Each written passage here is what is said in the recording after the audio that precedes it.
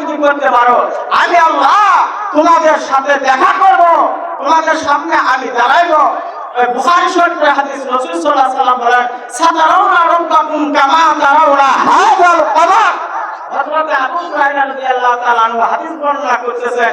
আবু হুরায়রা বলতেছেন, রাসূল সাল্লাল্লাহু আলাইহি ওয়াসাল্লাম বলেছেন, কিয়ামতের ময়দানে আল্লাহ পাক জান্নাতের ভিতরে জান্নাতবাসীদের সামনে আল্লাহ পাক এরকম দিদার করবেন, সাক্ষাৎ করবেন, দুনিয়ার সমস্ত মানুষরা আল্লাহ পাককে দেখবে।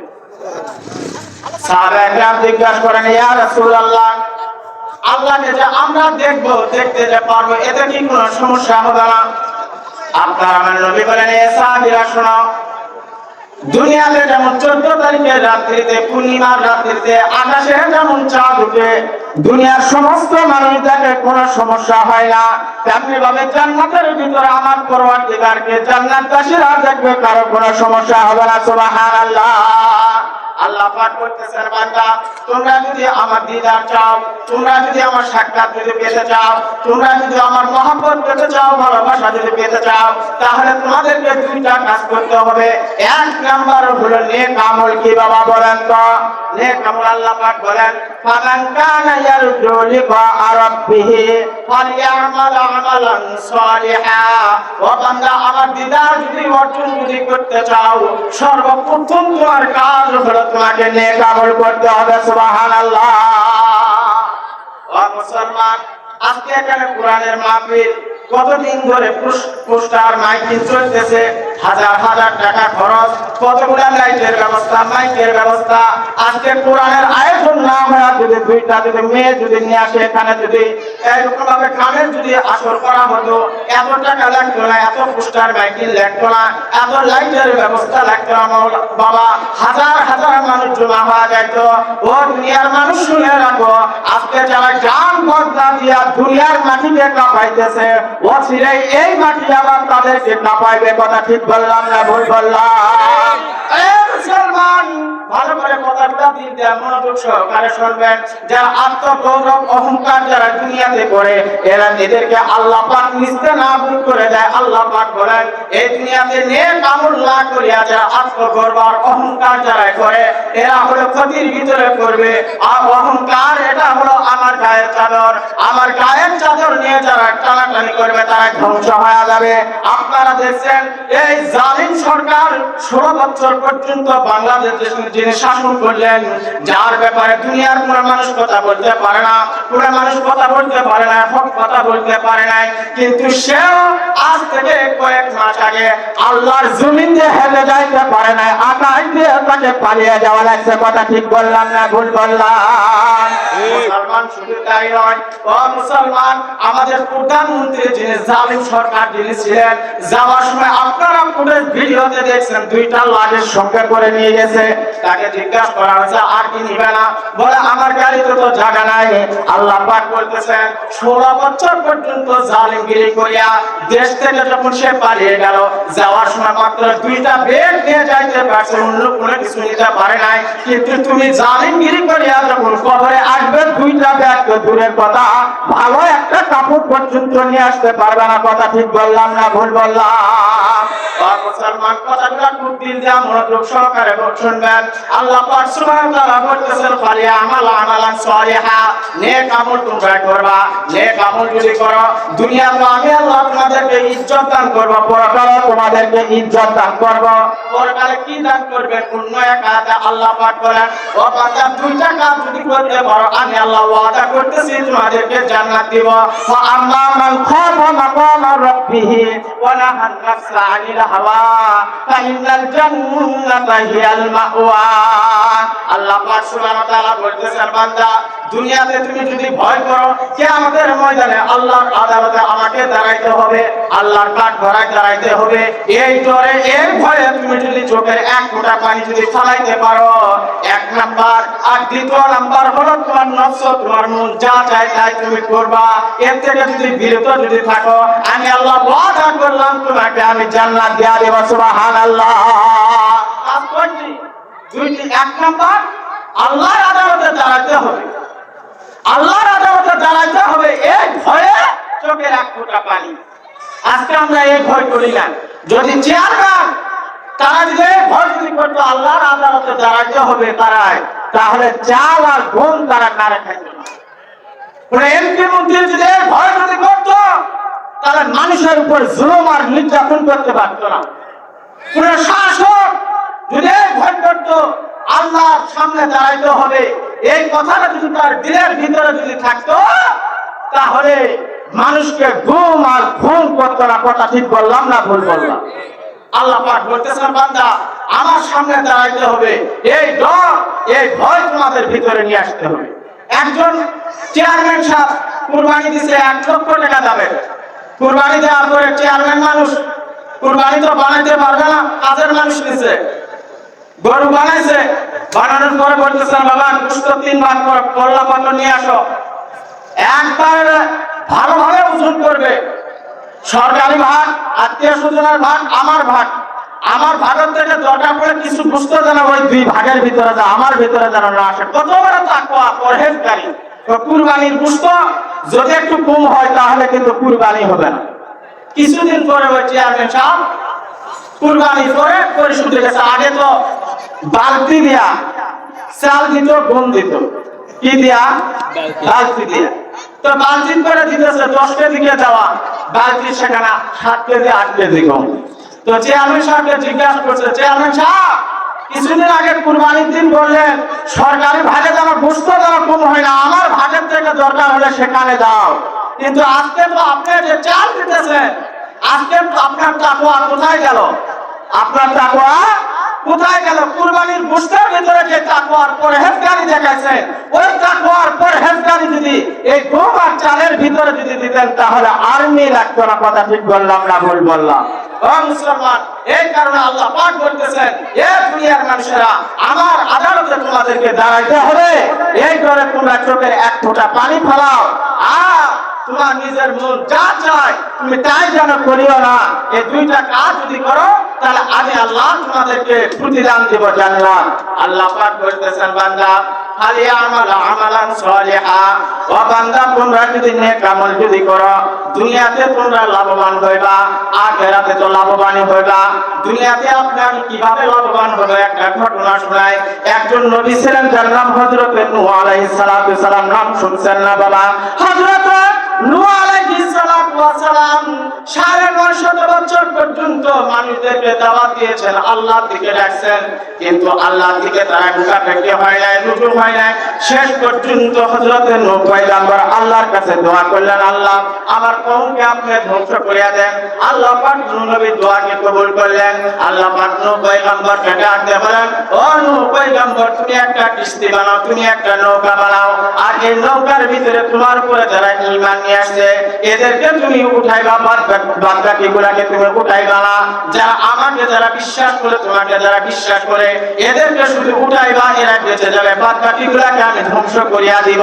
হযরত নূহ পয়গম্বর তার অনুসারীদেরকে ডাকলেন, ডাকার পরে বললেন শোনো কিছুদিন পরে একটা তুফান হবে, আল্লাহ পাকের গজব আসবে, সমস্ত দুনিয়া ধ্বংস হয়ে যাবে, ফানাফিল্লাহ হয়ে যাবে। তোমরা তুফান আসার আগে আমার নৌকার ভিতরে কিস্তির ভিতরে তোমরা উঠবা। ও মুসলমান, তুফান আল্লাহর ওয়াদা মাফিক শুরু হয়ে গেল। আল্লাহর নবী নূহ আলাইহিস সালাতু সালাম তার উম্মতদেরকে উঠাইলেন। তৎকালীন জামানার ভিতরে একজন বৃদ্ধা মহিলা ছিলেন, আল্লাহওয়ালা মহিলা। এমন একজন মহিলা সবসময় আল্লাহর নামে জিকির করতেন, সবসময় আল্লাহর নাম উনি জপতেন। এই বান্দিটা কি করছেন, ওর কাছে নৌকাতে উঠানোর জন্য নূহ নবীতে মনে নাই, স্মরণ ছিল না। তুফান শুরু হয়ে গেছে, নূহ নবীতে শুরু হয়ে গেছে, কি ব্যাপার আমি তো সকলকে তো উঠাইছি কিন্তু বৃদ্ধা মহিলাকে তো আমি নৌকাতে তো উঠাই নাই। তুফান শেষ হয়ে গেছে, প্লাবন শেষ হয়ে গেছে। হযরত নূহ আলাইহিস সালাতু সালাম দৌড়ে চলে গেছেন বৃদ্ধা, ওই বৃদ্ধা মহিলার বাড়িতে গিয়ে দেখতেছেন হযরত নূহ আলাইহিস সালাতু সালামের জামানার ওই বৃদ্ধা মহিলা ঘরের ভিতরে আল্লাহর নামে জিকির করতেছেন, আল্লাহু আল্লাহ আল্লাহু আল্লাহ। হযরত নূহ আলাইহিস সালাম তো আশ্চর্য, প্লাবন হয়ে গেছে, তুফান হয়ে গেছে, বড় বড় গাছপালা ধ্বংস হয়ে গেছে, বিল্ডিং ধ্বংস হয়ে গেছে, মানুষজন ধ্বংস হয়ে গেছে, কিন্তু বৃদ্ধা মহিলা এই পানির ভিতরে বৃদ্ধা মহিলা আল্লাহর নামে জিকির করতেছেন। 90 নম্বর সঙ্গে সঙ্গে মুরাকাবায় বসে গেলেন। যাওয়ার পরে আল্লাহকে ডাক দিয়ে বলতেছেন, ও পরওয়ারদিগার, আপনার এটা কেমন লীলা খেলা, সমস্ত কিছু ধ্বংস হয়েছে কিন্তু বৃদ্ধা মহিলা কেন ধ্বংস হলো না? আল্লাহ পাক 90 নম্বরকে ডাক দিয়ে বলেন, হাজকুরুনি আযকুরুকুম, ও আমার দোস্ত, ও আমার হাবিব, আমার বান্দি আমাকে তো সব সময় তো স্মরণ করে, আমাকে ডাকে, এই কারণে আমার বান্দির বিপদের সময় আমি ফেলায় দেই নাই। আমার বান্দি আমাকে স্মরণ করে, এই কারণে আমি আল্লাহ তাকে তুফানের ভিতরে হেফাজত করছি। সুবহানাল্লাহ। আল্লাহ পাক বলেন, ফালিয়ামাল আমালান সালিহা, এ বান্দা তোমরা দুনিয়াতে তোমরা নেক আমল করো, নেক আমলের মাধ্যমে দুনিয়াতে বালা মুসিবত থেকে আল্লাহ পাক হেফাজত করেন। ও মুসলমান, নেক আমলের মাধ্যমে আল্লাহ পাক আপনাকে আমাকে ঘরের ভিতরে বরকত দান করবেন, ব্যবসা বাণিজ্যের ভিতরে বরকত দান করবেন, কৃষি কাজের ভিতরে বরকত দান করবেন, হায়াতের ভিতরে বরকত দান করবেন, অর্থের ভিতরে বরকত দান করবেন, ছেলে মেয়ের ভিতরে বরকত দান করবেন, সময়ের ভিতরে বরকত দান করবেন। ও মুসলমান, নেক আমলের মাধ্যমে আল্লাহ পাক বড় বড় বিপদ থেকে উদ্ধার করেন। একজন নবী যার নাম হযরত ইউনূস আলাইহিস সালাম, ইউনূস আলাইহিস সালামকে যখন পানিতে যখন ফেলা দিল, বা ইউনূস পয়গম্বর যখন সমুদ্রের ভিতরে পানির ভিতরে যখন নামলেন, তাফসীরের কিতাবের ভিতরে লেখেন একটা মাছ আসে পয়গম্বর ইউনূসকে খেয়ে ফেলছেন। তাফসীরের কিতাবের ভিতরে আছে এই মাছটাকে আবার আরেকটা বিশাল বড় মাছ এসে আবার খেয়ে ফেলছে। তাহলে কয় মাছের পেটের ভিতরে ইউনূস পয়গম্বর? বলেন তো বাবা, 2 মাছের পেটের ভিতরে ইউনূস পয়গম্বর। ও মুসলমান, হায়াতুল হাইওয়ান নামে একটা কিতাব আছে, সেখানে লিখছেন সমুদ্রের ভিতরে পানির ভিতরে যত জীবজন্তু আছে, যতগুলা মাছ আছে, এদের খাবার হলো, এদের খাবার, এদের রিজিক আল্লাহ পাক তৈরি করে রাখছেন। যে যত বড় জিনিসকে হজম করতে পারবে আল্লাহ পাক তার জন্য সেই জিনিসটা রিজিক বানায় দিয়েছেন। সুবহানাল্লাহ। ইউনূস নবী পানির ভিতরে মাছে খেয়ে ফেলছেন, ওই মাছটা আবার বিশাল বড় আরেকটা মাছ এসে খেয়ে ফেলছেন। 2 মাছের পেটের ভিতরে ইউনূস পয়গম্বর। পানির নিচে থাকলে কি হবে? আল্লাহু আকবার, সেখানে অক্সিজেনের ব্যবস্থা আল্লাহ পাক করে দিয়েছেন। সুবহানাল্লাহ বলেন। পানির ভিতরে অক্সিজেন দিলেন কে? আল্লাহ। পানির ভিতরে হাজারো রঙের মাখলুক আছে, যাদের জন্ম পানির ভিতরে, বসবাসও পানির ভিতরে, আবার মৃত্যুও পানির ভিতরে। আল্লাহ পাক তাদের অক্সিজেন পানির ভিতরে রাখছেন। আবার কিছু মাখলুক আছে মাটির নিচে তার জন্ম, মাটির নিচে বসবাস, মাটির নিচে মৃত্যু। আল্লাহ পাক মাটির থেকে ওই সমস্ত প্রাণীর অক্সিজেনের ব্যবস্থা করে দিয়েছে। দুনিয়াতে আমরা যখন বিমানে চলি, বিমানে অক্সিজেন নিয়ে বিমানে উঠতে হয়। ডুবারুরা যখন পানিতে ঢুকে যায়, তারা অক্সিজেন নিয়ে যায়। কিন্তু ইউনূস পয়গম্বরকে গভীর পানির নিচে 2 মাছের পেটের ভিতরে অক্সিজেন কে দিতেছেন? বাবা জোরে বলেন তো। আল্লাহ। আল্লাহ পাক সুবহানাহু ওয়া তাআলা বলেন, ইউনূস পয়গম্বরকে আমি 2 মাছের পেটের ভিতরে পানির নিচে অক্সিজেন দিতেছি আমি আল্লাহ। মাছের পেটের ভিতরে থাকলে কি হবে? ইউনূস নবীর কানও খোলা ছিল, জবানও খোলা ছিল। ইউনূস নবী বলতেছেন, আমি কান দিয়ে শুনতে পারতেছি সমুদ্রের ভিতরে যত মাছ আছে, যত মাখলুক আছে, সমস্ত মাখলুকগুলা আল্লাহর নামে জিকির করতেছেন। সুবহানাল্লাহ। আল্লাহ আল্লাহ মি কোনো দেশামশো কমর, আল্লাহ আল্লাহ মি কোনো দেশামশো কমর, আল্লাহ আল্লাহ মি কোনো আরদু সামা, আল্লাহ আল্লাহ মি কোনো সাদরু হাজার। আল্লাহ আল্লাহর নামে জিকির করে আসমানে, আল্লাহর নামে জিকির করে জমিনে, আল্লাহর নামে জিকির করে চন্দ্র সূর্যে, আল্লাহর নামে জিকির করে গাছপালা। শুধু আমরা অজন মানুষ হইয়া আল্লাহর নামে জিকির করি না, সব প্রাণী আল্লাহর নামে জিকির করে।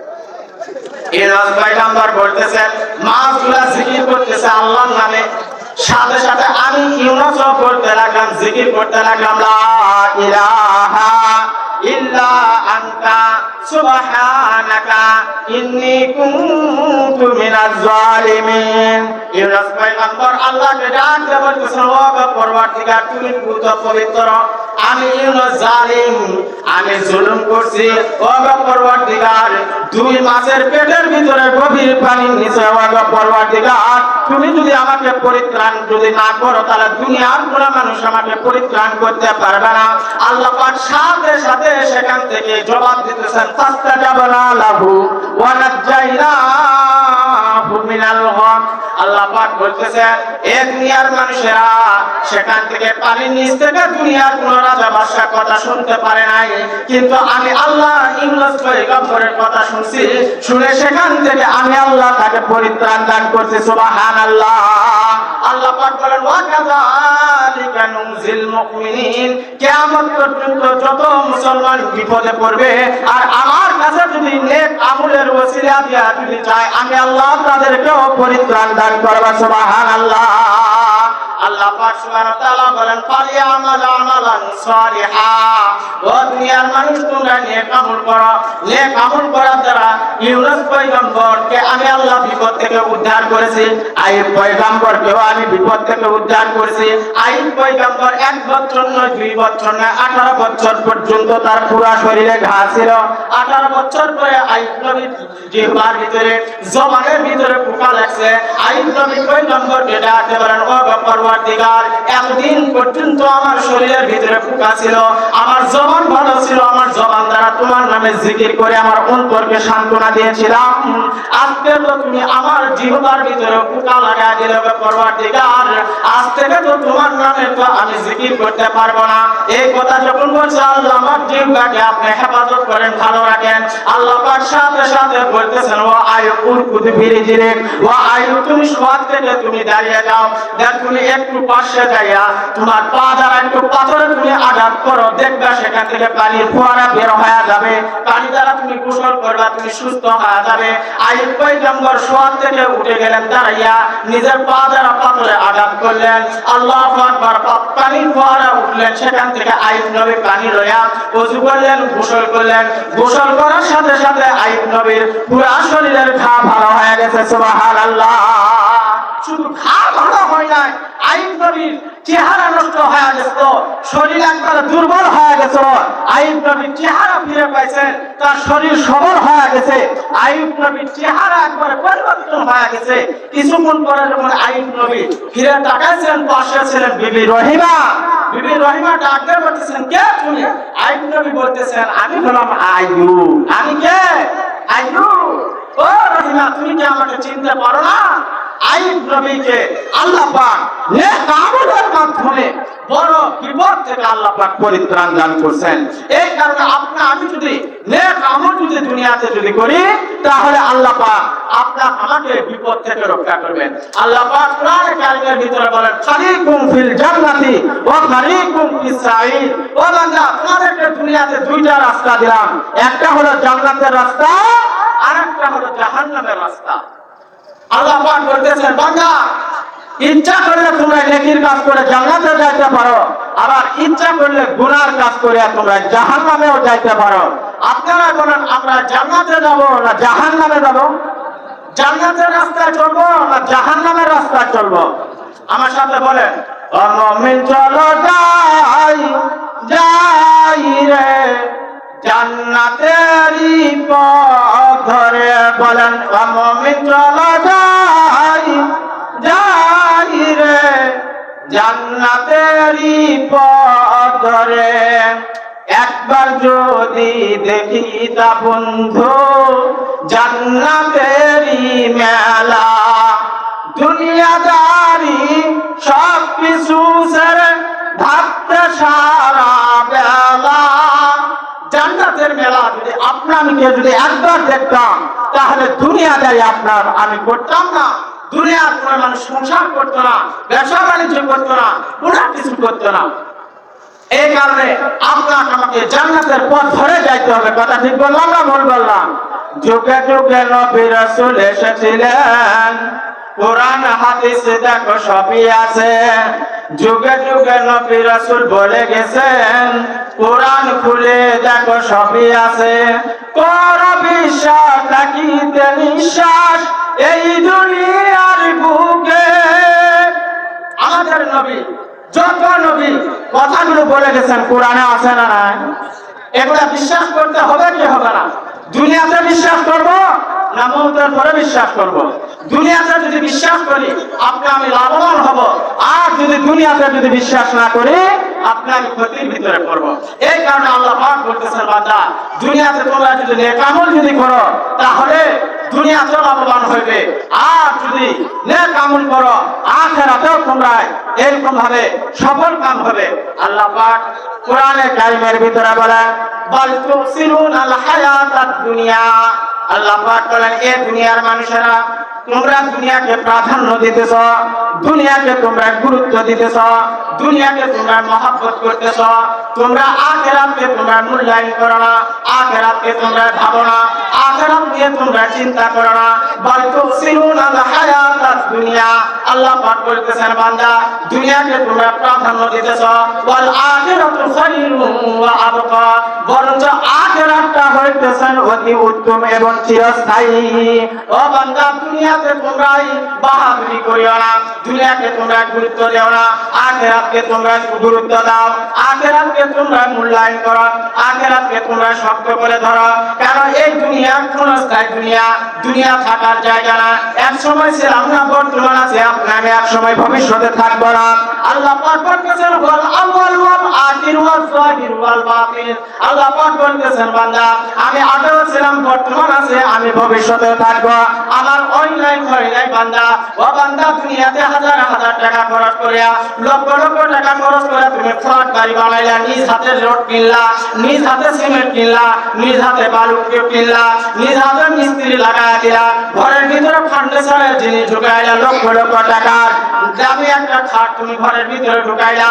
এই খাটের ভিতরে যখন তুমি মারা যাবে, গ্রামবাসী তোমাকে ওই খাট থেকে বের করবে না, তোমার ফ্ল্যাট বাড়ি থেকে তোমাকে গ্রামের মানুষ বের করবে না, মেম্বার চেয়ারম্যান তোমাকে বের করবে না, তোমার জন্মদাতা সন্তান তোমাকে ঘর থেকে টেনে টেনে বের করবে। ও মুসলমান, দুনিয়াকে তোমরা গুরুত্ব দেও না, বরঞ্চ তোমরা আখিরাতকে তোমরা গুরুত্ব দাও। দুনিয়া হলো থাকার জায়গা না। আল্লাহ পাক সুবহানাহু ওয়া তাআলা বলতেছেন, আল্লাহর নবী হাদিসের ভিতরে বলতেছেন, কুনু আবনাইল আখিরা। বলে তোমরা আখিরাতের সন্তান হও, তোমরা দুনিয়ার সন্তান হও না। যদি আখিরাতের সন্তান হও তোমরা কামিয়াব হইবা, আর যদি দুনিয়ার সন্তান হও তাহলে তোমরা ধ্বংস হয়ে যাইবা। আল্লাহর পয়গম্বর বলেন, কেউ যদি দুনিয়াকে আঁকড়িয়ে ধরলো, দুনিয়াকে কোনো ব্যক্তি যদি মহব্বত করলো, চিপে ধরলো, সে ব্যক্তি আখিরাতকে হারাইলো, আর যে ব্যক্তি আখিরাতকে চিপে ধরলো সে দুনিয়াকে হারাইলো। দুইটা একসঙ্গে পাওয়া যায় না, হয় আখিরাত নিতে হবে না হলে দুনিয়া নিতে হবে। রাসূল সাল্লাল্লাহু আলাইহি ওয়াসাল্লাম বলেন, তোমরা আখিরাতের সন্তান হও, তোমরা দুনিয়ার সন্তান হয় না। দুনিয়ার এক দুনিয়ার দাম আল্লাহর কাছে 2 পয়সার কোনো দাম নাই। হাদিসের ভিতরে আছে, নবী সাল্লাল্লাহু আলাইহি ওয়াসাল্লাম বলেন, পুরো পৃথিবীর দাম যদি আল্লাহর কাছে একটা মাছের ডানা পরিমাণ যদি হইতো, তাহলে একজন মুশরিক, একজন বেঈমানকে আল্লাহ পাক এক ঢোক পানিও পান করাইতেন না। এই দুনিয়ার দাম আল্লাহর কাছে নাই, তুচ্ছ। এই দুনিয়াকে তো আপনাকে গুরুত্ব দিতেছে, আল্লাহর কাছে দুনিয়ার কোনো দাম নাই।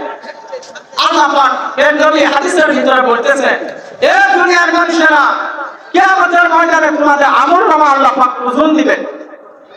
তোমাদের আমলগুলো আল্লাহ ওজন দেওয়ার আগে তোমরা দুনিয়াতে একটু তোমাদের আমলগুলো ওজন দিয়া দেখো, তোমার নেকি বেশি না বডি বেশি।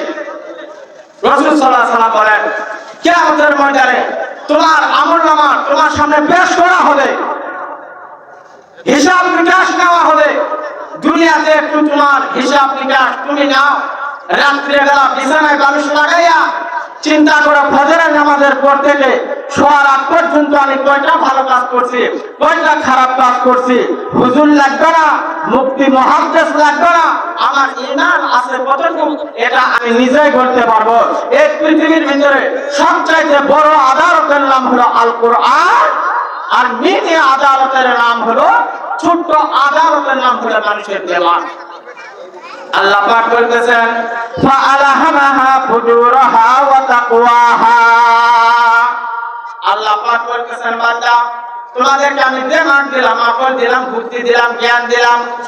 আমার দেওয়া বুদ্ধি দিয়া জমি ক্রয় করো, দলিল ঠিক আছে কিনা, পর্চা ঠিক আছে কিনা, কাগজপত্র ঠিক আছে কিনা যাচাই বাছাই করতে পারলা।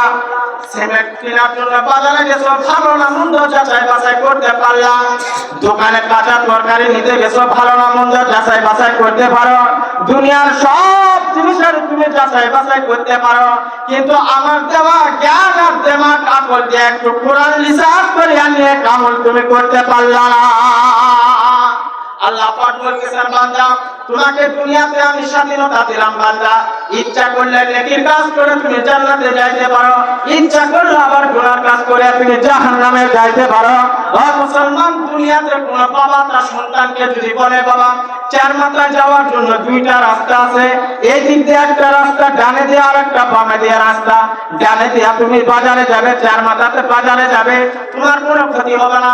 কিন্তু বামে দিয়ে যদি যাও সেখানে ডাকাত দল বসে আছে, সাপ আছে, বিচ্ছু আছে, বাবা ক্ষতি হবে। কিন্তু যদি আপনার আমার সন্তান আপনার আমার কথা না শুনে যদি বামে রাস্তা দিয়ে গিয়া ডাকাতের হাতে যদি পড়ে, যদি দুশমনদের হাতে যদি আক্রমণ যদি হয়, সাপ বিচ্ছুর মুখে যদি পড়ে, তাহলে এর জন্য কি বাবা দায়ী? বাবা বলেন তো, বাবা কি দায়ী হবে? বাবা দায়ী হবে না, বাবা তো বলে দিছে এই রাস্তা ভালো, এই রাস্তা খারাপ। আল্লাহ পাক বলেন ফারিকুন ফিল জান্নাতি ওয়া ফারিকুন ফিস সাঈর। বান্দা এটা জান্নাতের রাস্তা, এটা জাহান্নামের রাস্তা। ও বান্দা এই কাজ করো, নামাজ পড়ো, রোজা রাখো, হজ করো, যাকাত করো, দান সদকা দাও, পর্দা পুশিদা করো, তোমরা জান্নাতে যাবে। হাদিসের ভিতরে আছে, আবু হুরায়রা থেকে হাদিসটা বর্ণিত, আবু দারদা থেকে হাদিসটা বর্ণিত।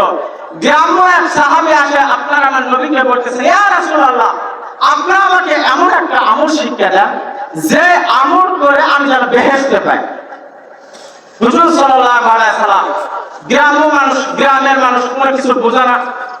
হুজুর সাল্লাল্লাহু আলাইহি সাল্লাম বলতেছেন বাবা তোমাকে দুইটি কাজ করতে হবে, একটি হলো নেক আমল করতে হবে, আল্লাহ পাকের ইবাদত করতে হবে, পাঁচ ওয়াক্ত নামাজ যথা নিয়মে যথা সময়ে তোমাকে পড়তে হবে, রমজান মাসের রোজা রাখতে হবে, এরপরে মালের যাকাত দিতে হবে, এই কাজ করতে হবে।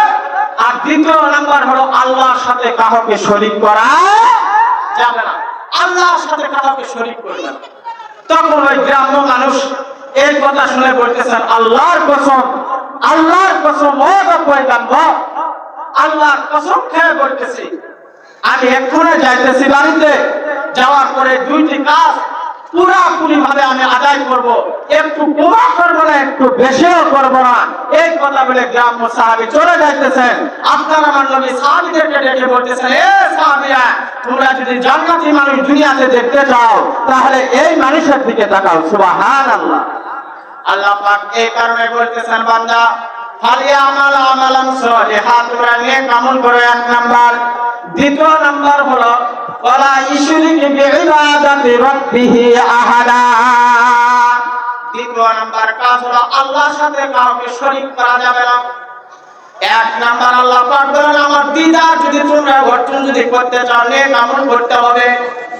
দ্বিতীয় নাম্বার হলো আমার সাথে কোন জিনিসকে শরীক করা যাবে না। ওয়ালা ইশরিক বিল্লাহ, আমি আল্লাহর সাথে কোন জিনিসের সাথে কোন শরীক করতে পারবো না।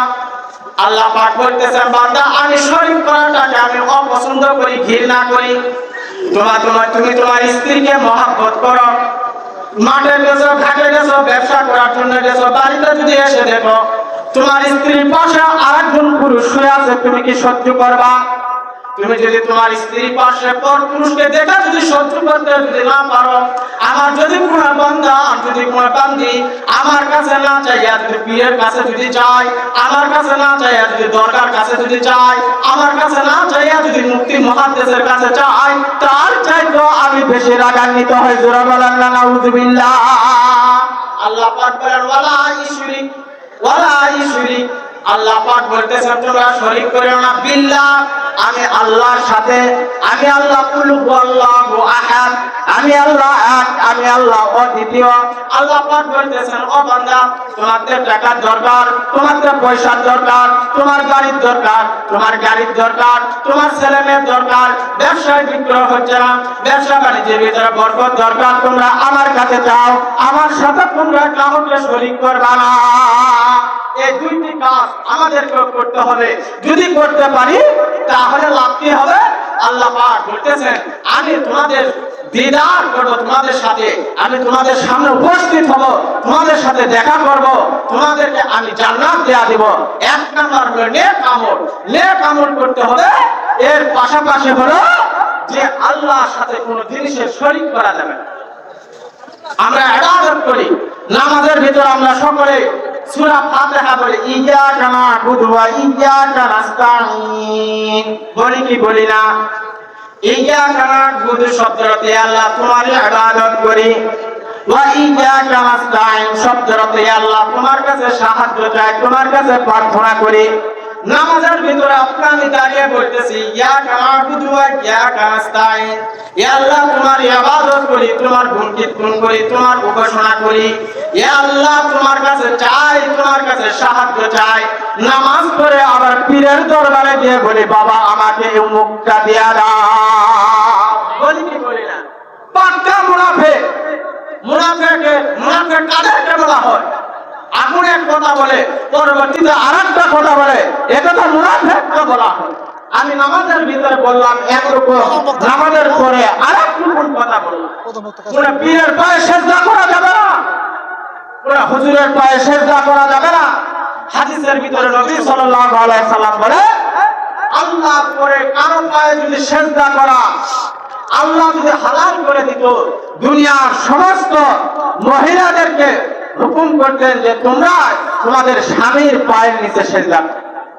স্বামীর এতটা এত গুরুত্ব হাদিসের ভিতরে আছে। মেয়েরা যদি 4টি কাজ শুরু করে, আল্লাহ রাসূল সাল্লাল্লাহু আলাইহি সাল্লাম বলেন, জান্নাতের ভিতরে 8টি দরজা আছে, ওই মহিলার যে দরজাতে মন চায় সে সেই দরজাতে প্রবেশ করতে পারবে, কোনো সমস্যা নাই। এক নাম্বার হলো 5 ওয়াক্ত নামাজ আদায় করা, দ্বিতীয় নাম্বার রমজান মাসের রোজা, তৃতীয় নাম্বার লজ্জাস্থানের হেফাজত, 4 নাম্বার স্বামীর খেদমত।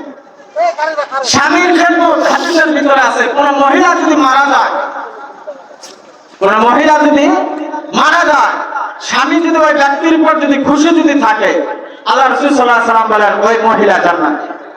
ওই মহিলা কি? জান্নাতি। স্বামীর পায়ের নিচে তো স্ত্রী ব্যস্ত। আমরা স্বামীর ইজ্জত বুঝি না, স্বামীকে সম্মান করি না, স্বামীর কথা মানি না, লজ্জাস্থানের হেফাজত করি না। রাসূল সাল্লাল্লাহু আলাইহি সাল্লাম বলেন, মহিলারা যদি 4টি কাজ যদি করতে পারে, জান্নাতের 8টা দরজাতে যে দরজাতে মন চায় সেই দরজাতে প্রবেশ করতে পারবে, কোনো সমস্যা নাই।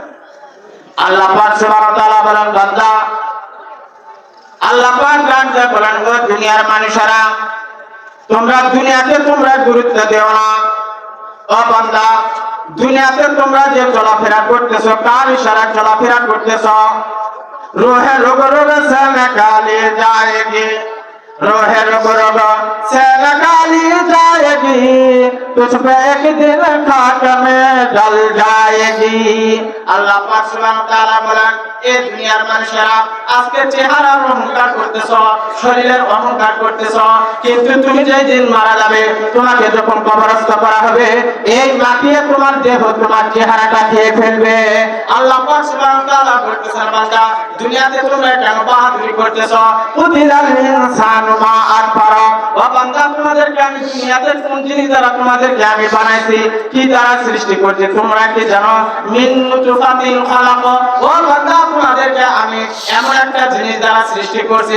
29 পারার ভিতরে সূরাতুল দাহরের ভিতরে আল্লাহ পাক বলেন, হালাকা আলাল ইনসানি হিনুম মিনাদ الدهر لم يكن شيئا مذكورا আল্লাহ পাক বলতেছেন বান্দা এমন এক লজ্জাস্কর পানি দ্বারা তোমাকে আমি সৃষ্টি করেছি যে লজ্জাস্কর পানির কথা পিতা তার সন্তানের সামনে উচ্চারণ করতে পারে না, সন্তান তার বাবার সামনে উচ্চারণ করতে পারে না, বড় ভাই ছোট ভাইয়ের সামনে উচ্চারণ করতে পারে না, ছোট ভাই বড় ভাইয়ের সামনে উচ্চারণ করতে পারে না, শিক্ষক ছাত্রের সামনে উচ্চারণ করতে পারে না। এমন এক লজ্জাস্কর পানি দ্বারা আমি আল্লাহ তোমাকে সৃষ্টি করছি। সূরা আবাসার ভিতরে আল্লাহ পাক বলেন মিন নুতফাতিন খালাকা, এক ফোঁটা নাপাক বীর্য পানি দ্বারা আমি আল্লাহ তোমাকে সৃষ্টি করছি। ও বান্দা তোমার কোনো অস্তিত্ব ছিল না, সুম্মা সাবিলা ইয়াসরা, তোমাকে সৃষ্টি করার পরে দুনিয়াতে তো আমি আল্লাহ তোমাকে দুনিয়াতে চলাফেরার ব্যবস্থা করে দিলাম, আলোর ব্যবস্থা করে দিলাম, বাতাসের ব্যবস্থা করে দিলাম, গাড়ির ব্যবস্থা করে দিলাম, গাড়ির ব্যবস্থা করে দিলাম, নারীর ব্যবস্থা করে দিলাম, টাকা পয়সার মালিক বানায় দিলাম। সুম্মা আমাতাহু ফাআকবারা, ও বান্দা আমি আল্লাহ কিন্তু তোমাদের মৃত্যু ঘটাই। সুম্মা আমাতাহু ফাআকবারা, ও বান্দা যখন আমার মন চায় তোমাদের আমি মৃত্যু ঘটায় দিব, আবার যখন আমার মন চায় আমি আল্লাহ তোমাদেরকে কবরস্থ করব, কবরস্থ করে ক্ষান্ত হব না। ও বান্দা সুম্মা ইযা শাআ আনশারা, ও বান্দা আমার যখন মন চাইবে আমি আবার তোমাদেরকে কবর থেকে উঠাইব। সুবহানাল্লাহ। আল্লাহ পাক সুবহানাহু ওয়া তাআলা বলতেছেন মিনহা খলাকনাকুম ওয়া ফিহা নুঈদুকুম ওয়া মিনহা নুখরিজুকুম তারাতান উখরা।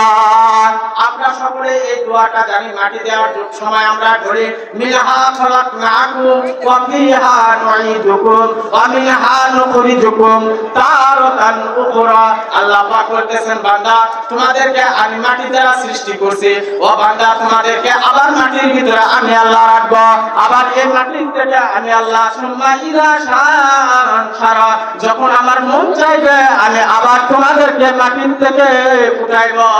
আল্লাহ পাক বলতেছেন সূরা ইয়াসিনের শেষ আয়াতে আল্লাহ পাক বলতেছেন সুম্মা ইলাইনা তুরজাউন, ও বান্দা তোমাদেরকে আবার আমার কাছে ফিরে আসতে, আবার আমার কাছে ফিরে আসতে হবে।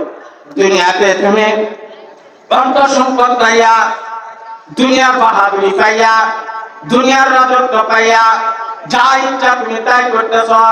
নবী সাল্লাল্লাহু আলাইহি ওয়াসাল্লাম হাদিসের ভিতরে বলেন এই দুনিয়াটা হলো মুমিনদের জন্য জেলখানা। কি বাবা বলেন তো? জেলখানা। জেলখানাতে একটা মানুষ কোনোদিন শান্তি মতো ঘুমাইতে পারে না, জেলখানাতে একটা মানুষ কোনো সময় শান্তি মতো খাইতে পারে না, জেলখানাতে মানুষ স্বাধীন মতো কথা বলতে পারে না, জেলখানাতে মানুষ স্বাধীন মতো চলতে পারে না, ফিরতে পারে না, কোনো কিছু করতে পারে না। আমেরি সরকার জেলখানার ভিতরে একটা ঘর বানাইছে, আয়না ঘর। আয়না ঘর আবার কেমন কঠিন, আল্লাহর পয়গম্বর বলেন এই দুনিয়াটা হলো তোমাদের জন্য আয়না ঘর, আর কিয়ামতের ময়দানে তোমাদের জন্য হবে বালাখানা। দুনিয়াটা হলো কাফেরদের জন্য বেহেশতখানা, আর আখিরাতটা হলো কাফেরদের জন্য হলো ওই আয়না ঘর, হলো জেলখানা। আল্লাহর পয়গম্বর বলেন আদ-দুনিয়া সিজনুল মুমিন ওয়া জান্নাতুল কাফির, দুনিয়াটা হলো মুসলমানদের জন্য জেলখানা বালাখানা, আর কাফেরদের জন্য বেহেশতখানা। আর মওতের পরে কবরের জিন্দেগি হলো মুসলমানদের জন্য বেহেশতখানা, আর বিধর্মীদের জন্য হলো পরকালটা হলো দোজখ, পরকালটা হবে এরকম ভাবে জেলখানা। আপনি আমি জেলখানা যেমন স্বাধীন মতো চলতে পারি না, আপনার আমার নবী বলেন তুমি মুসলমান হইয়া, তুমি ইমানদার হইয়া, তুমি দুনিয়াতে তুমি নামাজ ত্যাগ করতে পারো না, তুমি রোজা কাজা করতে পারো না, হজ ফরজ তুমি হজ বাদ দিতে পারো না, যাকাত ফরজ তুমি যাকাত না দিয়ে থাকতে পারো না। ও মুসলমান, দুনিয়াতে তোমার মন যা চাইবে, মন চাইলে নামাজ পড়বে, মন চাইলে পড়বে না, মন চাইলে আল্লাহর ইবাদত করবে, মন চাইলে আল্লাহর ইবাদত করতে পারবে না। না না না না না না, দুনিয়াতে আল্লাহ পাক আপনাকে আমাকে এই দুনিয়া পাঠায় নাই, আপনার আমার নবী এই কারণে বলেন দুনিয়াতে তোমরা যা মন চায় তাই করতে পারবে না। কেন? জেলখানার ভিতরে যেমন কোনো মানুষ যা মন চায় তাই করতে পারে না, তুমিও তেমনি ভাবে দুনিয়াতে একজন ইমানদার হইয়া যা মন চায় তাই করতে পারো না। আল্লাহ পাক সুবহানাহু ওয়া তাআলা বলেন এ দুনিয়ার মানুষেরা আজকে কিসের অহংকার করো, টাকার অহংকার করো। এ আমানত চন্দ্র রোজা নজদামাত, এ আমানত চন্দ্র রোজা নজদামাত, দর হাকিকত মালিকে হর শাই খোদা। আল্লাহ মাতার রহমাতুল্লাহ আলাইহি বলেন তুমি লক্ষ টাকার মালিক, 10টা প্লট গাড়ির মালিক, 10টা সামরিক গাড়ির মালিক, লক্ষ লক্ষ কোটি কোটি টাকা তোমার ব্যাংকে জমা আছে, এগুলোর আসল মালিক তো তুমি নয়, আসল মালিক হলাম আমি আল্লাহ। মাত্র কয়েকদিনের জন্য তোমার কাছে আমানত রাখছি, জোরে বলেন ঠিক কিনা? আল্লাহ আল্লাহর পয়গম্বর হাদিসের ভিতরে বলেন এই সমস্ত সম্পদ তোমার না।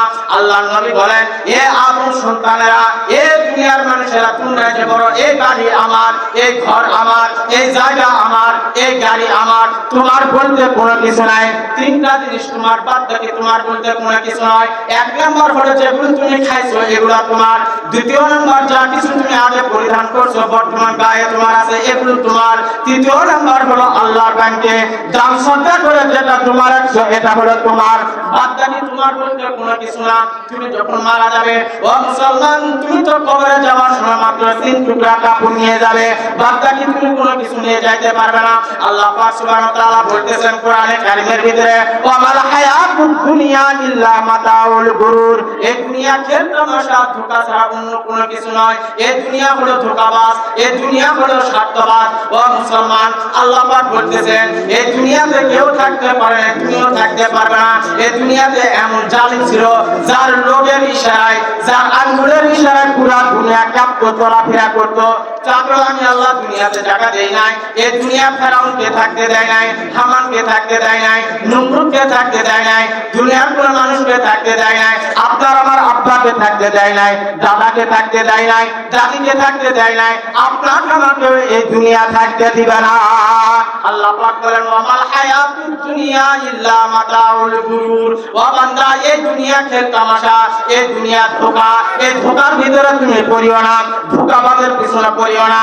ওয়াসারিউ ইলা মাগফিরাতিন মির রাব্বিকুম ওয়া জান্নাতিন আরদুহাস সামাওয়াতি ওয়াল আরদ। আল্লাহ পাক বলতেছেন বান্দা, দুনিয়ার দিকে না যাইয়া আমার রহমতের দিকে তোমরা দৌড়াও, আমার কল্যাণের দিকে দৌড়াও, আমার নাজাতের দিকে দৌড়াও, আমার মাগফিরাতের দিকে দৌড়াও। ও বান্দা, তোমরা গুনাহ করে ফেলাইছো শয়তানের ধোঁকায় পড়িয়া। ও বান্দা, গুনাহ করতে করতে আসমান থেকে জমিন পর্যন্ত করে ফেলাইছো। গুনাহ করতে করতে গুনাহ সাগরে তুমি হালকা খাইতেছো। আজকে মোহাম্মদপুর কঠিনপাড়া জামে মসজিদের উদ্যোগে কোরআনের তাফসীর মাহফিল হইতেছে, সেখানে তুমি যাও। চোখে 2 ফোঁটা পানি ফেলা যদি তওবা যদি করতে পারো, আমি আল্লাহ তোমাদের জিন্দেগীর গুনাহগুলো মাফ করে দিব। সুবহানাল্লাহ। আল্লাহ পাক সুবহানাহু ওয়া তাআলা বলেন আমাল হায়াতুদ দুনিয়া ইল্লা মাতাউল গুরুর। ও বান্দা, দুনিয়ার এই দুনিয়াটা হলো ধোঁকা। বান্দা, দুনিয়ার পিছনে পড়িয়া তোমরা আমাকে ভুলে যায় না। ও বান্দা, তুমি যখন মারা যাবে 3টা জিনিস তোমার সাথে সাথে কবর পর্যন্ত যাবে। 1 নাম্বার হলো কিছু অর্থ সম্পদ যাবে, দ্বিতীয় নাম্বার তোমার আত্মীয় স্বজন যাবে, তৃতীয় নাম্বার তোমার নেক আমল যাবে। তোমাকে কবরে যখন রাখবে, রাখার পরে তোমার ছেলে মেয়ে আত্মীয় স্বজনরা চলে আসবে। ও মুসলমান, তুমি কবরে থাকবে, যে খাটনিটা কাঁধে করে নিয়ে যাবে সেটা আবার বহন করে নিয়ে আসবে। কিন্তু যখন তুমি কবরে যখন থাকবে একা একা, সেখানে শুধু নেক আমল করবে। এই দুনিয়াতে টাকা থাকলে বন্ধুর অভাব নাই, অর্থ থাকলে বন্ধুর অভাব নাই। ও মুসলমান, এই দুনিয়াতে ধোঁকা, এই দুনিয়াতে ধোঁকা মিথ্যা, তার একটা আপনাদেরকে উদাহরণ দেয়। ও মুসলমান, এমন দুনিয়াতে কিছু বন্ধু আছে, এমন তাদের সুসম্পর্ক, কোন জায়গাতে গেলে একসঙ্গে যায়, বাজারে গেলে একসঙ্গে যায়, কাপড় কেনাকাটা করলে একসঙ্গে একই কালারে কাপড় কিনে, চা খাইতে গেলে 1 কাপ চা নিয়ে অর্ধেক ভাগ করে 2 বন্ধু খায়। কিন্তু কোন কারণবশত যদি বন্ধু আর বন্ধু যদি কেঁচাল গন্ডগোল হয়, কথা কাটাকাটি যদি হয়, তাহলে বন্ধু আর বন্ধুর সাথে কথা বলে না। ও মুসলমান, এই দুনিয়াতে টাকাওয়ালা কোন সময় যদি গরিব হয়, তখন ভালোবাসা কমে যায়। কোন মহিলা মানুষ আগে সুন্দর ছিল, তার সাথে একটা ছেলে ভালো প্রেম করতো, কোন কারণবশত তার চোখ কানা হয়ে গেছে, মুখ চোখ বরুণ বার হয়ে নষ্ট হয়ে গেছে, শরীর নষ্ট হয়ে গেছে, দুর্বল হয়ে গেছে, ভালোবাসা কমে যায়। শরীরের শক্তি কমে গেলে ভালোবাসা কমে যায়, অসুস্থ হলে ভালোবাসা কমে যায়। কিন্তু আল্লাহ পাক সুবহানাহু ওয়া তাআলা বলতেছেন ও বান্দা, কোন বান্দার চোখের কোণা যদি ময়লা থাকে, মুখ চোখের চেহারা যদি নষ্ট হয়ে যায়, শরীর যদি দুর্বল হয়ে যায়, হাসপাতালের বেডে, ক্লিনিকের বেডে, বাড়িতে শুয়ে যদি থাকে, কোন মানুষ যদি অসুস্থ হয়ে যায়, কোন মানুষ যদি গরিব হয়ে যায়, কোন মানুষের পুরো শরীরে যদি ঘাও হয়ে যায়, দুর্গন্ধ হয়ে যায়, এরপরও ওই বান্দার সাথে আমি আল্লাহর ভালোবাসা কমে না। দুনিয়ার মানুষের স্বার্থ যতক্ষণ, ভালোবাসা ততক্ষণ, স্বার্থ নাই, ভালোবাসা নাই। কিছুদিন আগে আওয়ামী লীগ সরকার যখন ছিল, সবাই জয় বাংলা, সবাই আওয়ামী লীগ। আওয়ামী লীগ না জয় বাংলা তো দূরের কথা, আওয়ামী লীগ পরিচয় দিবে এইরকম আর 12 বছর হলো আমি থানাতে নামাজ পড়া, 2012 সালে ঘুরছি খেতলার থানাতে। কোনদিন কোরআন হাদিসের কথা বুক খুলে বলতে পারি। যেই দিন গেছে তার পরের জুমাতে কোরআন আর হাদিস খুলে বুক ভরে বুক একটা ঠান্ডা করে ওয়াজ করছে। সমস্ত পুলিশেরা করছে আর আজকে হুজুরের জবান তুলছে। এই দুনিয়া ধোঁকা, এই দুনিয়া থাকতো আমেরিক সরকার ছিল সবাই জয় বাংলা, আমেরিক চলে গেছে জয় বাংলা শেষ। বর্তমান যে সরকার আছে এর আবার গুণগান গাবে, এর চলে গেলে একটাও শেষ, আরেকজন দিয়ে আসবে। কথা ঠিক না ভুল বললাম? সত্যবা আপনি আজকে চা খাওয়াইতে পারছেন, আপনাকে ভালোবাসবে। কাউকে চা খাওয়াইতে পারে না, আপনাকে মহব্বত করবে না। স্ত্রীকে ভালো একটা কাপড় এনে দিয়েছেন, আপনাকে ভালোবাসবে। যদি কোনো কারণবশত স্ত্রীর সঙ্গে ক্যাসাল গন্ডগোল হয়, তালাক ছাড়া দেওয়া দিয়ে যদি হয়, একবার কসম খাবে বিয়ের পর থেকে আজ পর্যন্ত 10 বছর সংসার করেছি গু, জীবনে একটা কিনা মিষ্টি কিনে আনে দেয়নি গু। এমনি গ্রাহক টাটকা মিথ্যা কথা বলবে। বেটার সাথে ভালো, খুব ভালো। বর্তমানে বড় মোবাইল বের হয়েছে, মোবাইল ফোন কিনে চাইছে, যদি না দেয় তাহলে আপনার বাপই ভালো।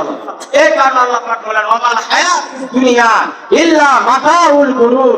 এই দুনিয়ার মানুষরা, এই দুনিয়া ধোঁকা, এই দুনিয়া স্বার্থ না। তোমরা এই দুনিয়ার দিকে না দৌড়ে আমার